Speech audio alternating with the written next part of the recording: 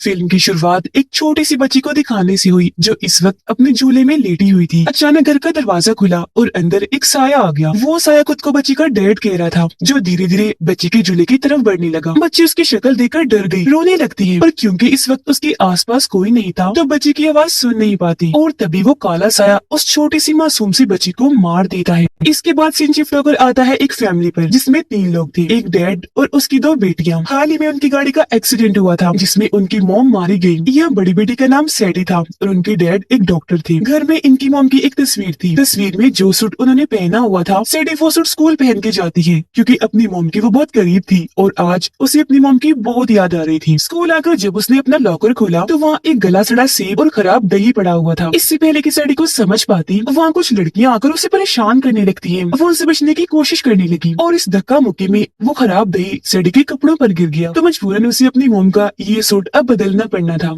सैडी की डैड जब मरीजों को चेक कर रही थी तो उनके पास एक नया मरीज आया जो बेहद घबराया हुआ था। अब क्योंकि उसने सैडी के डैड से चेकअप के लिए पहले से नहीं पूछा था तो वो उसे कल आने को कहते हैं। जिस पर वो आदमी कहता है कि डॉक्टर साहब जरा ख्याल कीजिए, मेरा मामला बहुत संगीन है, आपको इस पर गौर करना चाहिए। मेरे 3 बच्चे थे पर 1 साल के दौरान में ही तीनों की मौत हो गई। अब उनके अचानक मरने की वजह से सबको लगता है कि मैंने ही उन्हें मारा, पर ऐसा नहीं है। भला मैं अपने बच्चों को ही क्यों मारता? ये काम एक मॉन्स्टर का है जिसका नाम बुगीमैन है, जो एक काला साया है, आत्मा है और वो हमारे घर पर है। जो कहकर वो सैडी के डैड को मॉन्स्टर की पेंटिंग दिखाता है और बताने लगा कि ये पेंटिंग मेरी बड़ी बेटी ने बनाई थी। और कहा जाता है कि वो मॉन्स्टर सिर्फ उन्हीं बच्चों को अपना शिकार बनाकर मारता है जिनके माँ बाप अपने बच्चों पर ध्यान नहीं देती, उनके साथ टाइम नहीं गुजारती। अब उसकी बातों से हमें पता चला कि शुरुआत वाली जो छोटी बच्ची थी जो झूले में लेटी थी वो इसी मरीज की बेटी थी जिसे उस काले साये उस मॉन्स्टर बुगीमैन ने मार दिया। अब क्योंकि ये सारी बातें डॉक्टर इन्हीं सैडी के डैड के लिए अजीबो गरीब थी तो वो उसकी बातों का यकीन नहीं करते और कोई बहाना बनाकर दूसरे कमरे में आकर पुलिस के नंबर पर कॉल कर देते हैं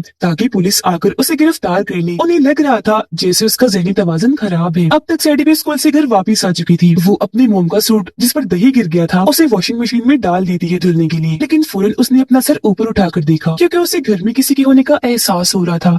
अजीब सी आवाजें सुनाई दे रही थी। आवाजों का पीछा करते करते वो एक अलमारी के पास आ गई। थोड़ी सी घबराई भी हुई थी क्योंकि हर तरफ अंधेरा छाया हुआ था, कुछ दिख नहीं रहा था। उसे लगा कि अलमारी में कोई है, इसीलिए उसने अलमारी का दरवाजा खोल दिया, लेकिन अंदर से लाल रंग निकला। वो सोचती है कि जरूर ये खून है, लेकिन वो खून नहीं, लाल रंग ही था जिसका डब्बा वहाँ गिर गया था। इस बात को समझते ही उसने जैसे अलमारी का दरवाजा बंद किया तो उसके होश उड़ गए। जोर से वो चीख मार देती है क्योंकि किसी ने उस मरीज को मार दिया था जिसकी लाश वहाँ पर लटकी हुई थी। आवाज सुनकर उसके डैड भी आ गए जो इस पूरे मामले को संभालते हैं। फिर इस हादसे को कुछ दिन गुजर गए। एक दिन सैडी अपने डैड को कहने लगी कि क्योंकि आप डॉक्टर है तो मुझे आपसे अपनी मोम के बारे में बात करनी है। इस पर उसके डैड ने मना कर दिया, ये कहते हुए कि नहीं, मैं तुम्हारी मोम के बारे में कोई बात नहीं करना चाहता। अगर तुम्हें कोई बात करनी ही है तो अपनी फीमेल डॉक्टर से करो। दरअसल वो इनकी फैमिली डॉक्टर थी जो सैडी और उसकी बहन का इलाज कर रही थी, क्योंकि अक्सर उनके साथ अजीबोगरीब होता रहता था। अब यहाँ सैडी के डैड हालांकि खुद एक डॉक्टर थे पर इलाज किसी और डॉक्टर से करवा रही थी, जिससे साफ जाहिर था कि उन्होंने भी अपनी बेटियों से दूरियां बना ली है। वो भी इन पर ध्यान नहीं देते।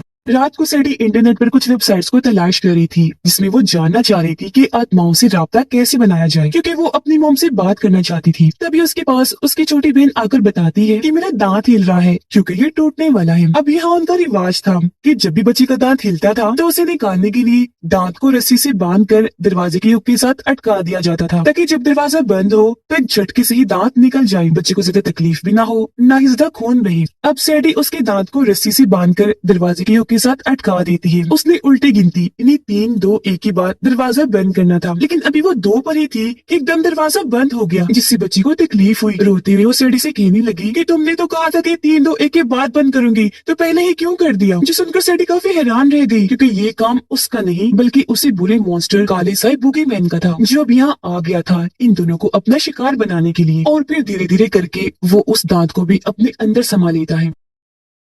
अगले दिन जब ये दोनों बहनें अपने डॉक्टर के पास गईं, डॉक्टर इनसे कहती है कि आज तुम्हारा एक टेस्ट है, तुम्हें अपने डर पर काबू पाकर इस टेस्ट को पास करना है। इतना कहकर वो पूरे घर में अंधेरा करवा देती है। बीच में एक लाल रोशनी रख देती है जो धीरे धीरे करके जलना शुरू हो रही थी। लेकिन इसी वक्त घर में सैडी की छोटी बहन बुगीमैन को देख पा रही थी। वो धीरे धीरे उसके करीब आ रहा था, उसे बहुत डर लग रहा था। फिर एक वक्त ऐसा आया जब बुगीमैन उसके बहुत करीब आकर बस उसे मारने ही वाला था कि तभी वो जोर से चीख मार देती है और उसके ऐसा करने से डॉक्टर पूरे घर की लाइट्स ऑन करवा देती है, पर तब तक बुगीमैन वहाँ से जा चुका था। अब सैडी अपने घर में होने वाली उस मरीज की मौत पर काफी रिसर्च कर रही थी, जिस बीच उसे वो फोन भी मिल जाता है जो उसके डैड के पास तब था जब वो उस मरीज से बातें कर रही थी। साथ ही मरीज के घर का पता भी। उसके डैड की आदत थी कि जब भी वो किसी मरीज के साथ बातें करती थी तो उसे रिकॉर्ड कर लिया करती थी, और अब जब सैडी वो रिकॉर्डिंग सुनती है तो उसे भी लगने लगता है कि हाँ, सच में कोई साया, कोई ऐसी आत्मा है जिसने उस आदमी के बच्चों को मारा होगा, और अब वो यहाँ हमारे घर भी मौजूद है। यहाँ सैडी को वो डायरी भी मिल जाती है जिस पर उस मरीज की बेटी ने उस मॉन्स्टर बुगीमैन की तस्वीर बनाई थी, और यहाँ सैडी पहली बार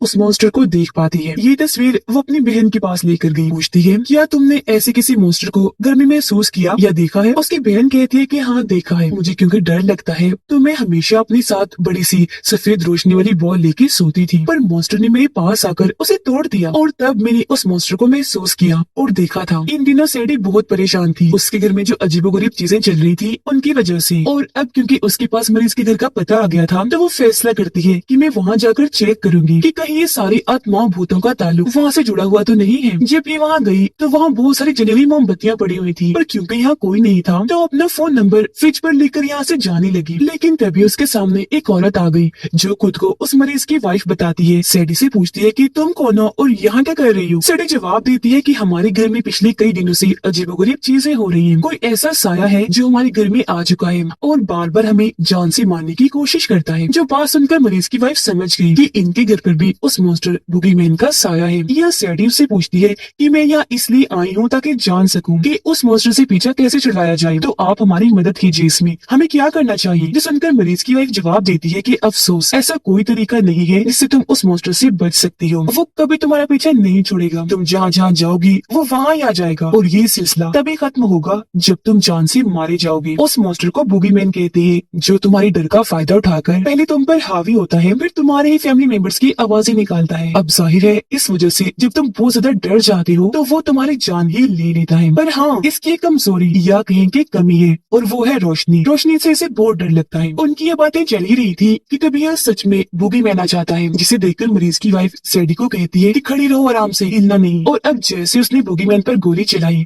मौका पाकर सैडी यहाँ से भाग जाती है। वो घर आ गई। काफी दिन गुजर जाने के बाद मॉन्स्टर इन्हें परेशान करना नहीं छोड़ता। कभी वो सैडी को परेशान करता है तो कभी उसकी बहन को। अब उसके डैड आकर कहते हैं, सैडी तुम्हारी मॉम का सामान बेचने का वक्त आ गया है, जिस पर वो ऐसा करने से मना कर देती है और अपनी मॉम का सारा सामान बेसमेंट में रखने के लिए आ गई, जहाँ उसे अपनी मॉम का लाइटर, सिगरेट और कुछ नशा मिलता है। काफी टाइम से क्योंकि सैडी परेशान थी तो उसका मूड ठीक करने के लिए उसकी दोस्तें कहती है कि सैडी क्यों ना आज रात हम पार्टी करें जिसमें हम खूब इंजॉय और मजे करेंगे, जिसके लिए वो मान गई। जैसे ही रात हुई उसकी सारी दोस्ती तैयार होकर पार्टी में आ जाती है। अब काफी देर तक तो इन्होंने खूब मजे किए, पर कुछ देर के बाद जब ये बोर होने लगे तो सैडी की एक दोस्त कहने लगी कि क्या तुम्हारे पास पीने का कोई ड्रिंक, शराब वगैरह है? इस पर सैडी कहती है, पीने के लिए शराब तो नहीं, लेकिन पीने वाला नशा है जिसे अब ये सब मिलकर पीने लगते हैं। अब जब सैडी की बारी आई, उसने ये नशा लिया तो वहाँ बैठे बुगीमैन को परेशानी होने लगी। नशा लेने की वजह से सैडी की हालत खराब हो गई। इसीलिए जब वो उल्टी करने गई तो उसके मुंह से वो रस्सी से लिपटा हुआ दांत निकलता है जो उसकी बहन के मुंह से टूटा था। ये बात उसने अपने दोस्तों से छुपाई। उसकी दोस्तें कहने लगी कि शायद तुम्हारी तबीयत ठीक नहीं, चलो थोड़ा आराम कर लो, एक जगह पर बैठ जाओ आराम से। जो कहने के बाद वो उसे एक अंधेरे कमरे में बंद कर देती है। अब सैडी पहले ही काफी परेशान थी क्योंकि जानती थी कि यहाँ आसपास जरूर बुगीमैन है, और अब उसका डर और बढ़ गया क्योंकि अंधेरे कमरे में जो बंद थी, जहाँ सच में तभी बुगीमैन आकर उस पर हमला कर देता है, उसे मारने की कोशिश करने लगा। सैडी अपनी जान बचाने के लिए जोर जोर से चिल्लाई, दरवाजे के पास आकर पीटने लगी, दरवाजा खोलने का कह रही थी।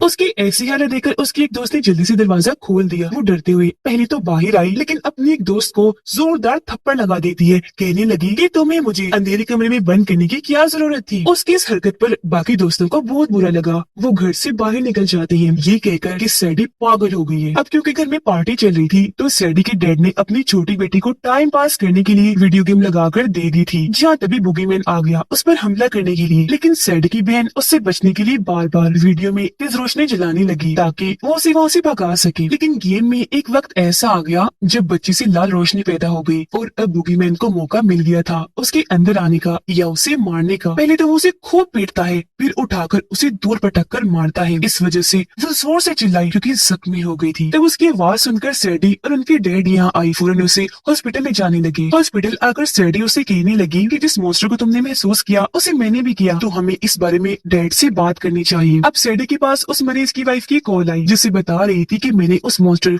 बूगीमैन को खत्म करने का रास्ता खोज निकाला है, इसलिए मुझे तुम्हारी मदद चाहिए, तो जल्दी से मेरे घर आ जाओ। सैडी जब वहाँ गई तो पहले की तरह वहाँ बहुत सारी मोमबत्तियाँ जली हुई पड़ी थी। सैडी उसे कहती है कि मैं अब आ गई हूँ, तब बताओ कैसे खत्म करना है उस मॉन्स्टर को। पर उसकी इस बात का जवाब दिए बगैर वो सैडी को जबरदस्ती पकड़कर उसके हाथ पाँव बांध देती है, जिसके बाद एक अंधेरे कमरे में पटक कर कहती है कि तुम उसे मारने का जरिया फिलहाल, माफ करना, उसे खत्म करने के लिए तुम्हें चारा बनाने के अलावा मेरे पास और कोई रास्ता नहीं था। अपने चारे को देखकर बूगीमैन हमला करने के लिए जरूर आएगा। जैसे ही जमीन पर पड़ी रस्सी से टकराएगा, गन से बहुत सारी गोलियां निकलेंगी और वो मारा जाएगा। खुद को खतरे में देखकर सैडी पहले तो काफी रोती है और सोचने लगी कि अगर उस मॉन्स्टर को आज खत्म ना किया तो वो हमेशा के लिए हमारे पीछे पड़ जाएगा और जान लेकर ही दम लेगा। तो वो भी चुपचाप उसका इंतजार करने लगती है। कुछ ही देर में यह बूगीमैन आ ही गया। हालांकि उसे पता चल चुका था कि मुझे खत्म करने के लिए ट्रैप जाल बिछा दिया गया है, लेकिन फिर भी वो इतना भूखा था कि अपने चारे सैडी को खाने के लिए आगे बढ़ा। लेकिन जब उसका पैर रस्सी से टकराया तो एक साथ उस पर बहुत सारी गोलियां चलने लगी। इतनी ही देर में यहाँ मरीज की वाइफ आ गई। मजीद उसे कमजोर करने के लिए वो भी 2-3 गोलियां उस पर चला देती है, लेकिन क्योंकि वो एक साया था तो उसे खत्म करने के लिए सिर्फ ये गोलियां ही काफी नहीं थी। अचानक वो मरीज की वाइफ के पास आया, हमला करके उसे चांद से मार डालता है, जिस बीच मौका पाकर सैडी यहाँ से भाग जाती है। सीधा अपने डैड को कॉल करती है, रो रो कर कहने लगी कि कहाँ हो आप लोग, घर तो नहीं पहुँचे, क्योंकि घर में वो मॉन्स्टर उन्हें मारने के लिए आ चुका था। लेकिन सिग्नल्स न आने की वजह से उसकी डैड सैडी से ठीक से बात नहीं कर पाती। कुछ दिन में बूगीमैन वहाँ आकर बड़ी चालाकी से उन्हें घर के अंदर ले जाता है। सैडी जब घर आई तो देखती है कि पूरे घर में अंधेरा छाया हुआ है, सिर्फ एक अलमारी ही है जहाँ से रोशनी आ रही थी। सैडी जब अलमारी खोलकर चेक करती है तो वहाँ उसकी छोटी बहन थी, जिसने दरअसल खुद को बचाने के लिए यहाँ पर कैद किया हुआ था और लाइट सजाई हुई थी। सैडी पूछती है पापा कहाँ हैं? उसकी बहन बताने लगी वो मॉन्स्टर उन्हें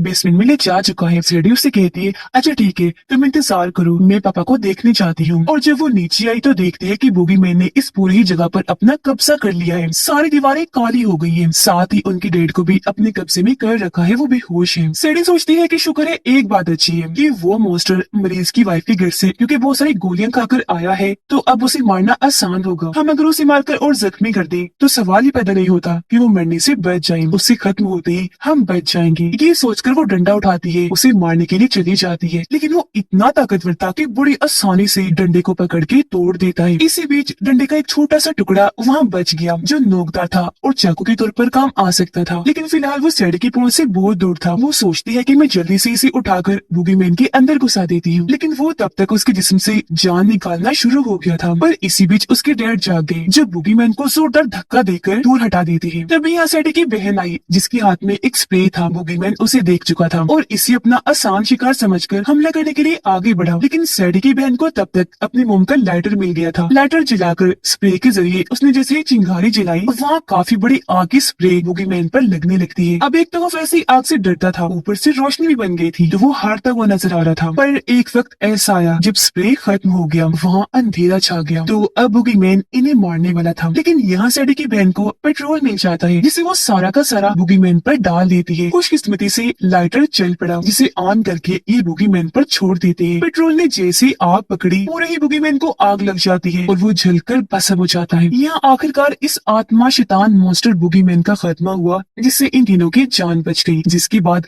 सब कुछ नॉर्मल वापस पहले जैसा हो गया। सारे हालात की वजह से सैडी की डैड को भी समझ लग गई थी कि मुझे हर हाल में अपने बच्चों के साथ रहना चाहिए, उनका ध्यान रखना, उनके साथ वक्त गुजारना चाहिए। आज यहाँ आखिरकार वो अपनी दूरियां उनसे खत्म कर ही लेता है। लेकिन अगले दिन जब डॉक्टर के पास ये दोनों बहनें पहुंची तो सैडी को फिर से महसूस हुआ जैसे बूगीमैन अभी भी यहाँ मौजूद है। अब क्या ऐसा सच में हो सकता है कि मरने के बाद भी वो ना मरा हो, या सिर्फ ये सैडी का वहम था क्योंकि उनके दिमाग का इलाज चल रहा था? तो हो सकता है ऐसा कुछ हो ही ना। इसी सस्पेंस और सवाल के साथ ही ये मूवी इधर ही खत्म हो जाती है।